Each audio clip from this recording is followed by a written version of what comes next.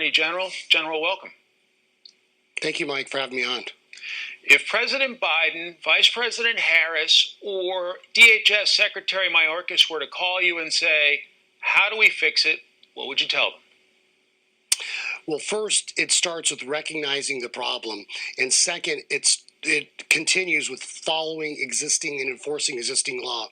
As you know, Mike, we have numerous lawsuits against the Biden administration. And I'm actually going to be arguing a case in February at the U.S. Supreme Court about the Biden administration incentivizing, monetizing people coming here.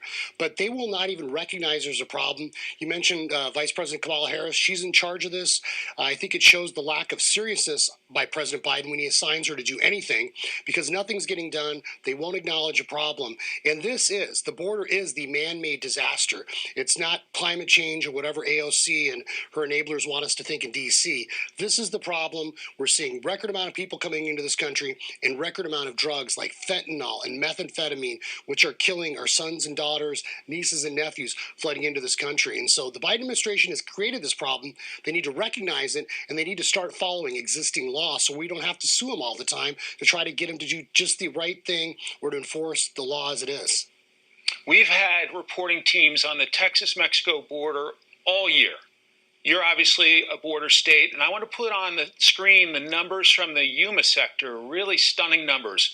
Fiscal year 2021, 1,777 contacts. Fiscal year 2022, 44,512, an increase of 2,405%. What's the impact on state resources, and what's the impact on places like the city of Yuma? Well, I was down in Yuma recently, and literally, Mike, you had people walking across the border, illegally entering this country with their bags, their luggage. I mean, you or I would get more of a hassle at the airport, assuming the airline didn't cancel our flights, trying to go through the airport security than people are that are entering our country. And that's why we know the people at terror watch list have been apprehended, which of course is a danger. We know that it has an impact on our schools, our resources. State taxpayers, federal taxpayers are subsidizing this. I alluded to the Supreme Court case you're doing.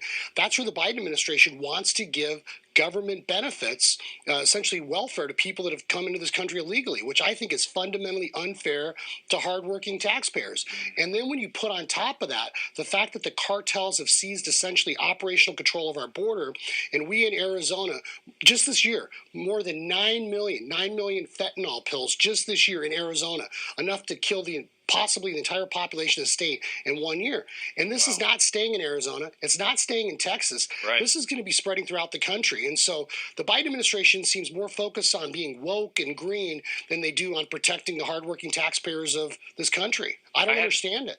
I had Brandon Judd, the president of the National Border Patrol Council, on last hour. Let's play this clip about the cartel problem.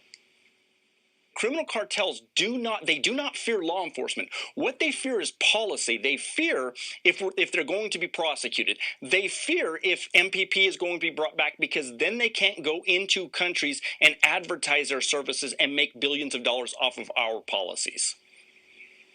Attorney General Brnovich, your thoughts on that comment? Well, one of the reasons why we sued President Biden over the interim and now permanent guidance is they are refusing to deport people with deportation orders.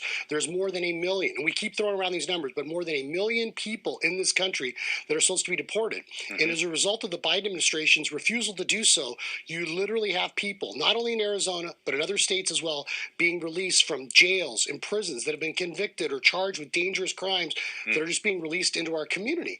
And then when you throw in the amount of drugs that are coming into this country, the amount of money the cartels are making, this is not a problem for just this coming year. This is becoming a generational problem.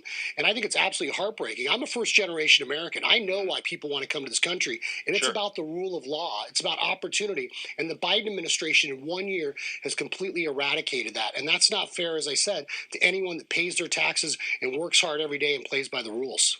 Arizona Attorney General Mark Brnovich, thanks so much for your time, sir. Thank you, Mike.